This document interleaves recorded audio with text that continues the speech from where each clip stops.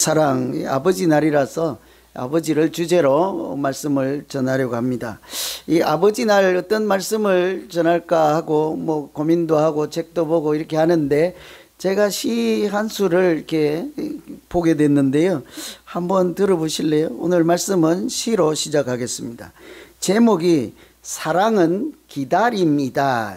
그러니까 여러분이 이 시를 이렇게 받아들이시려면 시인이 되셔야 돼요. 시인 된 마음으로 한번 들어보세요.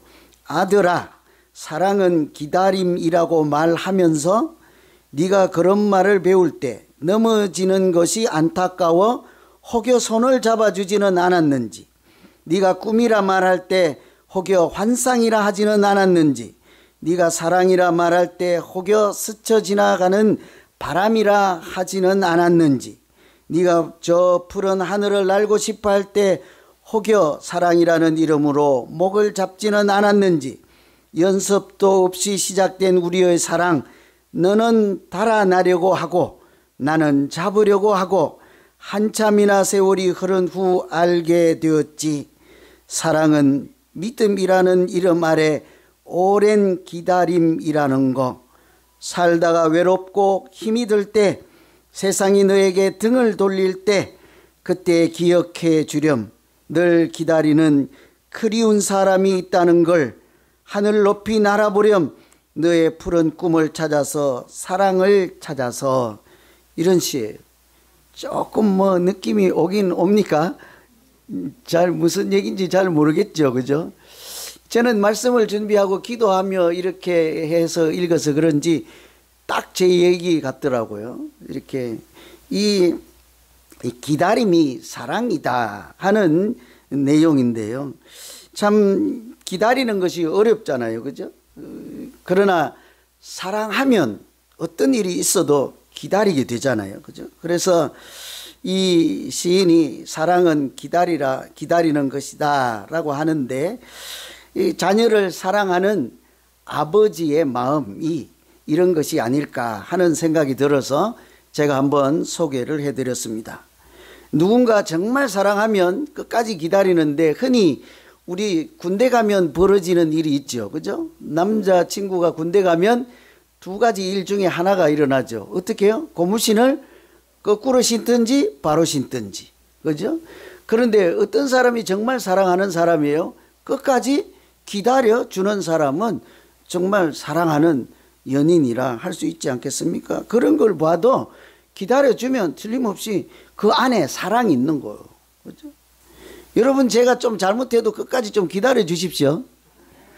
왜 웃기만 하고 왜 이렇게 안 기다려 주겠다는 듯이 그러십니까? 기다릴 때 사랑이 있는 거예요. 우리 자녀들 사춘기일 때 키워보지만 방황할 때 뭐라고 합니까, 우리가?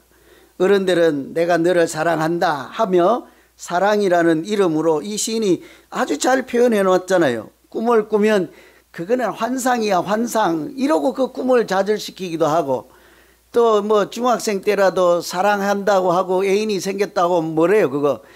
야, 그건 사랑이 아니야 하고, 내가 너를 사랑해서 하는 말인데 해놓고는 그건 사랑이 아니야. 자기도 따지고 보면 9살에 사랑해놓고는 말이죠. 그렇잖아요. 우리가 사랑이라는 이름으로 그 자녀들을 또 다른 사람을 이렇게 기다려주지 못할 때가 있어요. 잘못 사랑할 수 있다는 거죠.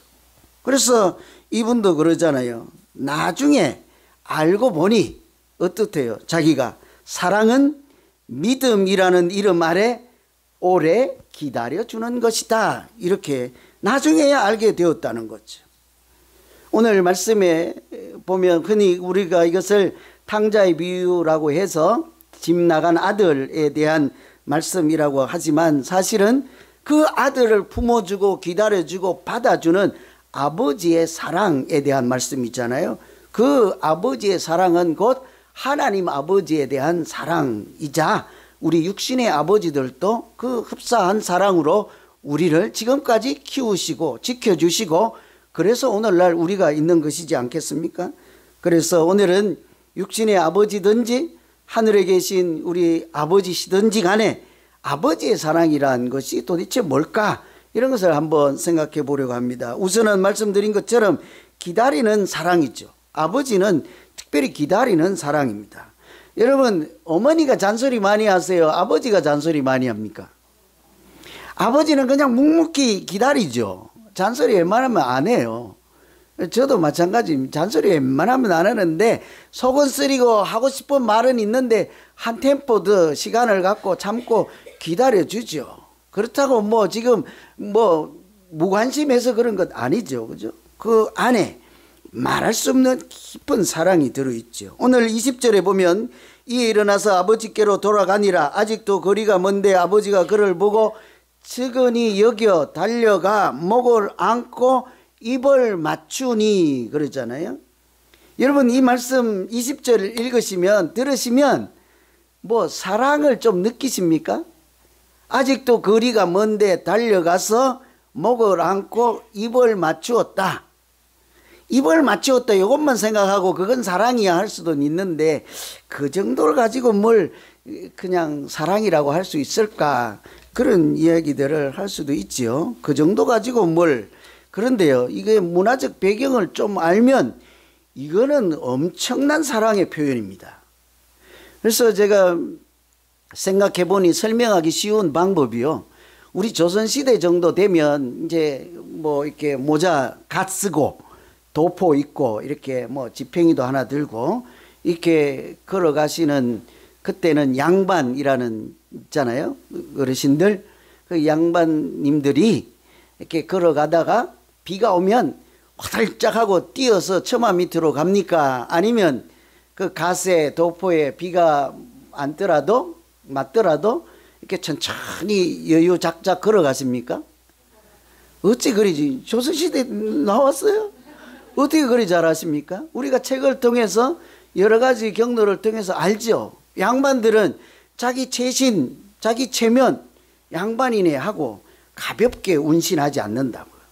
가볍게 경거망동 뛰어가지 않는다고요. 제가 이런 글을 읽고 이제 교훈을 받았어요.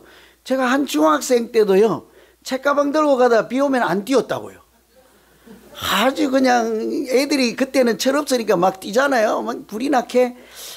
제가 글은 읽었지 뭐 어제 알기는 좀 알지 하니까 가방 들고 여유작작 갔지. 그 사람들이 뭐래요? 이상한 사람 아니냐 이럴 수도 있거든요. 이게 사회적 문화예요. 오늘 본문에도 사실은 똑같습니다. 자기 그 아버지들이 함부로 자기 살도 보이지 않고 함부로 뛰어가지도 않은데 그런 문화적 배경에서 저 멀리서 오는 아들을 보고 우리 표현 방식으로 하면 버선발로 쫓아나갔다 하는 거죠. 얼마나 기다렸다는 것을 금방 알 수 있지 않습니까? 얼마나 그 아들을 마음에 품고 있다는 것을 이렇게 읽어볼 수 있지 않습니까? 그런데 따지고 보면요, 저 보이면 우리처럼 그냥 핵 돌아설 수 있는 그런 처지야. 왜 그래요?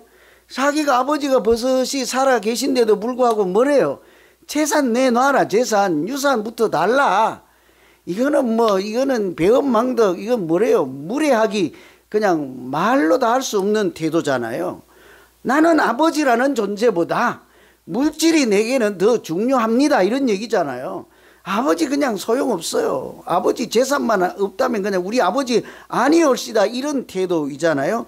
그런 아들이 나가서 당진하고 거짓골로 돌아오는데도 뛰어나갈 수 있겠습니까? 그게 쉽지 않거든요. 근데 당시의 문화적 배경이나 이 아들이 했던 그런 행동을 돌아보면 결코 그렇게 할 수 없음에도 불구하고 아버지가 그냥 저 멀리 버선발로 뛰어나가서 얼싸안고 입을 맞춘다. 이것은 그냥 아버지로서 표현할 수 있는 최고치의 사랑이라 할 수 있는 거거든요. 잘 이해가 안 되시는 것 같아요. 그죠? 여러분 교회 오실 때 제가 게이트 앞에까지 가서 인사하면 제가 좀 여러분을 존경하고 사랑한다라고 좀 쳐주세요. 내가 한 번도 안 그랬나 보네. 다음부터는 좀 이렇게 설교는 다른 사람 시키고 저 가서 그냥 거기서 이렇게 요 계단 밑에 내려가서 반갑게 맞이하면 에이 뭐 그 정도를 갖고 그러지 말고 최고로 나를 사랑하는 것보다 그렇게 믿으시면 그것이 사실인 줄로 생각합니다. 그죠? 대단한 사랑이에요. 그렇게 할 수 없는데도 그 집 나가는 순간부터 이미 이 아버지는요 기다리는 사랑을 시작한 거예요. 그냥 바람 한 점 부나 무슨 낙엽이 하나 떨어진들 뭐라고 생각하겠습니까? 나갔던 아들이 다시 오는가 보다. 그죠? 그 자나깨나 저 먼 산 바라보며 저 그 마을 돌아가는 모퉁이를 바라보며 대문 소리만 나도 아들이 오는가 하고 이렇게 벌떡벌떡 일어나지 않겠습니까? 이것이 아버지의 방식의 사랑인 거죠. 기다려주는 사랑이에요. 그런데 그 사랑을 깊이 묵상해 보면 그냥 아들이 몸이 돌아오는 것, 그 돌아오는 거잖아요. 아니면 돈을 그냥 잃어버리지 않고 그대로 다시 가지고 오는 것, 이것을 기다리는 게 아닐 거예요. 뭘 기다릴까요, 여러분? 그 아버지가. 무너진 자식과 아버지의 관계가 회복되어서 그 집 나가면 철들잖아요. 그죠? 집 나가고 헤어져 있어 보면 그 상대방이 얼마나 소중한지 깨닫게 되잖아요. 그것이 이렇게 다시 성숙한 아들로 자라는 것을 기다리지 않겠습니까? 그래서 헨리 나우엔이 그런 얘기를 했어요. 기다림의 신비라고 했어요. 제가 그대로 한번 읽어 드릴게요. 이것도 뭐 이 자기가 사랑하는 사람을 끈기 있게 기다리면서 우리는 그 사람이 이미 우리의 삶을 가득 채웠다는 사실을 발견하게 된다 그래요. 저도 처음 읽고는 이해를 못했어요. 그러니까 사랑하면 그 사람을 기다리잖아요. 그 기다리는 중에 그 사람이 내게 얼마나 소중하고 나를 가득 채워줬던 사람인 것을 알게 된다는 거예요. 여러분, 어떤 사람이 떠나가면 마음이 허전하고 텅 비는 경우가 있잖아요. 그죠? 제가 여러분 앞에 하루만 안 보여도 여러분 마음이 허하시다면서. 그잖아요. 그래서 막 신방 안 오면 난리 나잖아요. 전화 안 오면 난리 나잖아요. 그죠? 그만큼 저를 사랑한다니까 행복한 고민이잖아요. 그죠? 그러면 얼른 가죠. 그 없어 보면 이렇게 마음이 허하고 텅 비었다. 그러면 그 사람이 그때서야 안다는 거예요. 기다리면서 그 사람이 예전에 나에게 중요한 사람이었구나. 그 사람 때문에 내 안에 기쁨이 충만했었구나. 이런 것을 알게 된다는 거예요. 어머니와 자식들 간에도 그렇잖아요. 자식들이 부모의 사랑을 잘 몰라도 집을 나가서 엄마하고 떨어져 보면 그 소중함을 알고 그 사랑의 넓이와 깊이를 알서 그 집에 들어오면 엄마를 보고 손을 잡고 울잖아요. 그죠? 저도 그런 경험이 있습니다. 제가 외갓집에 갔을 때, 어렸을 때, 외삼촌하고 이거 방송을 한국에도 볼 텐데 이거 큰일 났네. 괜히 말했네. 뭐 몰라. 어쨌든 그 누님이 이해해 주시겠지. 뭐 사촌 외사촌 누님이 무슨 일로 이제 외삼촌과 사이가 그래서 한 몇 년을 안 보고 인사 안 하고 살았는데 뭔가 서운한 일이 있었던가 봐. 근데 제가 갔을 때 명절에 그 누님이 오셔서 결혼해서 이제 분가해서 타향에 가서 살다가 오랜만에 온 거죠. 그래서 왔는데 그 아버지 손을 붙잡고 외삼촌 손을 붙잡고 울 때 내가 그 옆에 앉아 있었거든. 그걸 봤거든. 집 나가 보면 그 아버지 돌아와서 손잡고 울지 않을 그 딸이 그 아들이 어디 있겠냐고요. 제가 비워지는 순간, 멀어져 있는 순간 그 사랑의 깊이와 넓이를 깨닫게 되는 것을 기다림의 신비라고. 하나님과 관계도 마찬가지예요. 우리가 하나님이 안 계신다, 하나님이 나를 외면하고 하나님이 없다 이렇게 해서 좀 멀어져 있어 봐요. 그때서 비로소 알게 되는 거예요. 하나님이 얼마나 나를 사랑해서 지금까지 내 인생의 걸음을 인도해 주시고 내가 낙심할 때 얼마나 하나님께서 은혜를 주시고 말씀해 주시고 내가 홀로 눈물로 기도할 때마다 하나님이 외면치 않고 지금 생각해 보니 그 기도를 하나씩 들어서 다 응답해 주셨다 하는 것을 그때서야 알게 되지 않습니까? 그죠? 엊그제 어떤 권사님이 저에게 그러던데 나는 한 줄만 기도했는데 지나고 보니까 그 기도 유창하게 하지도 않았는데 다 들어주셨더라. 그렇게 얘기했다고요. 우리가 하나님 부재 중에 그런 경험을 할 때 관계가 이렇게 멀어져서 기다리시는 하나님을 통해서요. 내가 또 그런 과정을 통해서 그 관계가 회복되게 하시고 하나님을 제대로 알게 되는 거죠. 아버지도 마찬가지예요. 여러분 오늘 좀 힘드십니까? 무슨 일로 고민이 있습니까? 그때마다 언제나 어떤 일이 있어도 나를 기다리는 하나님 아버지가 계시고, 아무리 잘못을 했을지라도, 오늘 당자처럼 아무리 잘못하고 집을 나갔을지라도 버선발로 뛰어나오실 정도로 사랑하는 아버지가 계신다는 사실만, 그 한 가지만 기억하면 우리는 언제든지 집으로 돌아가는 용기를 얻게 될 것이며 하나님의 자녀로 살아가는 복을 누리게 될 줄로 믿습니다. 그 기다림 사랑이라는 거죠. 기다림 중에 하나님과도 우리 육신의 아버지와도 사랑이 더욱 깊어지고 서로를 이해하게 되는 아름다운 믿음 생활하는 모두가 되기를 다시 한번 축원합니다. 두 번째 아버지의 사랑은요, 회복시키고 세워주는 사랑이에요. 22절에 보면 아버지는 종들에게 이르되 제일 좋은 옷을 내어다가 입히고 손에 가락지를 끼우고 발에 신을 신기라. 그래요. 여러분 이 말씀 읽어도요, 사랑을 좀 느낍니까? 옷을 입혀주고 신을 신겨주고 가락지를 끼워주었다. 좀 뭐 어떻게 사랑이 느껴지십니까? 이 정도 갖고는 안 될걸요. 아이 그래도 이렇게 숨겨놓던 아파트라도 한 채 주든지, 그죠? 뭘요? 아니면 뭐 요즘 좋은 차를 한 대 주든지, 그러면 아빠가 나를 좀 사랑하는가 보다. 아이까지 옷 한 벌 입혀주고 그 집에 있던 가락지 하나 끼워주고 신발 하나 신겨준다고 뭐 아빠가 나를 사랑할까? 아이 우리 아들은 안 그럴 것 같아, 이거 갖고는. 그죠? 근데 이게 단순한 옷이나 신발이나 가락지가 아니에요. 이 물건을 통해서 하시고자 하는 말씀의 의미가 숨겨져 있다고요. 옷은 여러분 예로부터 무엇을 나타냅니까? 옷이 추워서 입는 게 아니에요. 가리려고 입는 게 아니에요. 옷은 곧 신분의 상징이죠. 신분의 상징. 무슨 옷을 입고 있느냐가 그 사람을 나타내잖아요. 그래서 오늘 옷을 입혀준다는 옷도 원어로 스톨렌인데요, 위에서부터 아래까지 쭉 해서 발까지 이렇게 가는 축 늘어진 긴 옷, 한국적 문화 배경으로는 두루마기 같은 옷이에요. 그 옷으로 신분을 나타내는 옷을 그 아들에게 입혀주었다. 원래 이 옷은 왕이나 제사장들, 높은 지위를 갖고 있는 사람들이 입는 옷이에요. 왜 입혀줬을까요? 거짓골로 하고 와서 더러워서 집에 들어가기 전에 옷 갈아입고 들어가, 이 얘기가 아니라니까요. 이 아들이 집으로 돌아올 때 무슨 고민을 돌아왔어요?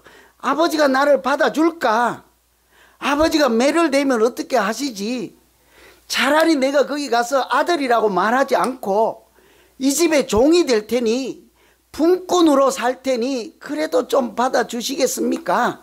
이 아버지의 존재를, 아버지가 얼마나 소중한 분인가를 이제 알아서 날 아들로 안 불러줘도 괜찮다, 나는 종으로 살아도 괜찮습니다, 이런 마음으로 돌아온 아들에게 네가 했던 행동을 기억하느냐, 이놈이 여기가 어디라고 왔느냐 하지 않고 아들의 신분을 나타내는 옷을 살며시 덮어줄 때 그 아들이면 울었을 거예요. 그냥 주워서 입혀주는 옷이 아니에요. 너는 내 아들이라 선포해 주시는 그런 옷이지 않습니까? 가락지는 마찬가지예요. 가락지가 장신구가 아니에요. 가락지 끼워주면 이거 뭐 다이아가 붙어 있나 이런 반지가 아니라고요. 장식품이 아니에요. 여러분 출애굽기에 보면 요셉 이야기가 있어요. 요셉. 거기에 보면 요셉이 이렇게 노예로 팔려가서 종살이하고 감옥에도 있다가 이렇게 우여곡절 끝에 그 나라의 총리가 되잖아요. 그 바로 왕이 네가 오늘부터 이 나라를 다스리는 총리로 삼겠다 하잖아요. 뭐라고 합니까? 너는 총리다 하고 임명장을 줍니까? 그냥 말 한마디 하고 총리로 해라 이렇게 하지 않아요. 제일 먼저 하는 일이 네가 당신이 오늘부터 이 나라의 총리하고는 자기가 끼고 있던 반지를 빼어서 끼워주었다 이렇게 되잖아요. 인장 반지를. 그것은 단순한 가락지가 아니라 우리 문화적 배경으로 하면 왕이 결제하는 옥새를 넘겨주었다 이런 거예요. 반지라는 것이 무엇입니까? 왕이 갖고 있거나 아버지가 갖고 있는 모든 권한, 이런 권세를 그 아들에게 지위를 인정한다 하는 것이죠. 그러니 이 아들이 재산 가지고 도망가서 다 타먹고 왔잖아요. 당진하고. 그럼에도 불구하고 뭐요? 너는 그때 가지고 갔으니 더 이상 나에게 기대하지 말라. 너에게 더 이상 줄 것이 없다. 이렇지 않고 너는 여전히 내가 가지고 있는 모든 권한과 내 재물의 상속자니라. 이것이 가락지를 끼워준 거라고요. 그죠? 아무리 잘못 있고 허물이 있을지라도 그 아들을 이렇게 세워주고 잘되게 하고 권리를 회복시켜 주는 것이 아버지라고요. 신발은 뭐예요? 신발은 보니까 이제 종으로 살았으니까 뭐 이렇게 똥도 묻고 돼지 똥도 묻고 흐름에서 먼 길 왔으니까 먼지도 덮어 쓰고 했으니까 새 신으로 바꾸라, 이런 신발이 아니에요. 신발은 예로부터 자유인의 표시, 자유. 신발을 신겨주면 자유의 표시라고요. 예를 들면 노예가 보통 예전에는 맨발로 살았거든요. 그러면 노예 자유를 선언할 때 신발 신고 평안히 가라, 이런 개념인 거예요. 고대에는 자유인의 표시였으니까 맨발로 살았던 종들이 있는가 하면 손님들도 어느 집을 방문하면요 신을 벗게 돼 있거든요. 근데 그 집에 가서 신발을 신고 있으면 그 사람이 주인인 거예요. 그러니 이 아들에게 신발을 신겨 주었다는 것은 한번 생각해 봐요. 옛날에 이제 가산을 가지고 유산을 먼저 받아서 집 나가서 탕진하면서 종살이하고 지엄나무 열매 먹으면서 돼지우리 그렇게 살았잖아요. 종으로 살았단 말이에요. 그 지금 여기 와서도 내가 그냥 종으로 살겠다는 마음으로 왔는데 아버지는 뭐라고 생각합니까? 결코 아니다. 네가 종이 웬 말이냐, 품꾼이 웬 말이냐, 이거죠. 너는 이제부터 과거에 노예로 살던 종으로 살던 그 시대에서 벗어나 자유인으로 예전처럼 우리 아들이다 하는 선언이 신발인 거예요. 이런 것을 보면 끝까지 잘못이 있음에도 품어주고 용서하고 권리와 지위를 회복시켜 주는 것이요 구체적이고 현실적인 사랑인 거예요. 이런 사랑. 우리가 같이 믿음 생활할 때도 마찬가지인 것입니다. 무엇은 잘못이 있어도요 자꾸 사람을 세워주면 여러분 저분이 나를 정말 사랑하는가 보다 이렇게 생각하면 돼요. 한 가지 이야기 해드리고 마칠게요. 이제 기억하는 분들도 계실 거예요. 보육원에서 자란 남매가 있었어요. 보육원이라나 뭐 이렇게 옛날에 고아원 같은 그런 곳이잖아요. 형편이 안 되는 어린 사람들을 보살펴주는 그런 곳인데 이렇게 아무래도 부모와 헤어지고 이제 형편이 어렵고 하니까 보육원에서 자랐단 말이에요. 그래서 이 친구들이 컸을 때 우여곡절 끝에 아버지를 찾게 되어서 만난 거예요. 아버지 만나니까 그냥 얼굴에 온몸에 흉터가 너무 많은 거예요. 그러니 자기도 어려우니 아이들을 거기에 맡기고 각자 삶을 살았지 않았겠어요? 이 사람들 남매는 남매대로 그냥 온갖 고난을 당하면서 어렵게 살았지. 아버지는 또 다른 곳에서 자기 몸이 그러니까 어렵게 겨우 목숨 부지하고 살았지 않았겠습니까? 그렇게 상봉을 했는데 이 애들이 뭘 잘 모르고 어리니까 그냥 우리 아버지 그냥 없는 셈 치고 살자 하고는 그냥 또 따로 헤어져서 산 거예요. 세월이 지나서 아버지께서 돌아가셨는데 장례식을 치러야 할 거 아니에요. 누가 합니까? 뭐 없으니까 그 만나지 못한 남매를 불러서 장례식을 하는데 전갈이 화장을 하지 말고 장사를 지내달라 하는 게 메모가 있는 거죠. 그런데도 이 뭐 돌아가신 분이 뭘 알기나 하실까 하고 애들이 그냥 생각 없이 화장을 해버린 거예요. 그래서 이제 장례를 잘 치르고 집에 가서 이제 유품을 정리하고 가산을 정리해야 될 거 아니에요.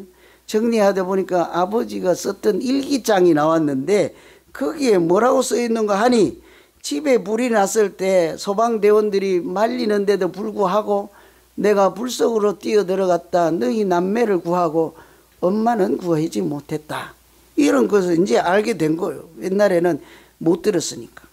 그리고는 그 다음 줄에 보고 싶은 내 아들아 미안하구나. 한 가지 부탁이 있으니 꼭 들어달라. 내가 죽거든 절대 화장은 하지 말아다오. 나는 불이 싫단다. 자기가 불에 이미 그런 고초를 당했으니까. 그러면서 나는 불에 타는 무서운 꿈에 시달리면서 30년을 이렇게 살아왔구나. 이런 글이 있는 거예요. 그런데 때는 늦었잖아요. 그 아버지의 마음을 잘 모르고 또 아이들이 성장해서 그렇게 늘 미안하다 미안하다 하는 마음으로 살았던 아버지의 일기장에 은근히 화가 나더라고요. 나도 그랬으면서도 뭘 아버지가 잘못했습니까? 그죠? 뭘 미안하다고 그렇게 해야 됩니까? 그럼에도 불구하고 아버지라는 존재가 어때요? 늘 자식들에게 미안한 거예요. 늘 미안해. 그냥 잘못한 것도 없는데 저놈이 그냥 소리 버럭 지르면 그냥 괜히 미안해. 내가 잘못해서 그 안에 어렸을 때부터 분노가 쌓여서 그렇겠지. 내 탓이겠거니. 나는 어제도 경험했는데 억지로 참긴 참았어요. 그죠? 그 어쩔 거예요. 기다려주는 게 아버지의 사랑이에요. 그러면서도 어때요? 기다리는 거예요. 저놈이 인간 되겠지. 잘 살겠지. 끝까지 품어주고 받아주고 용서하는 것.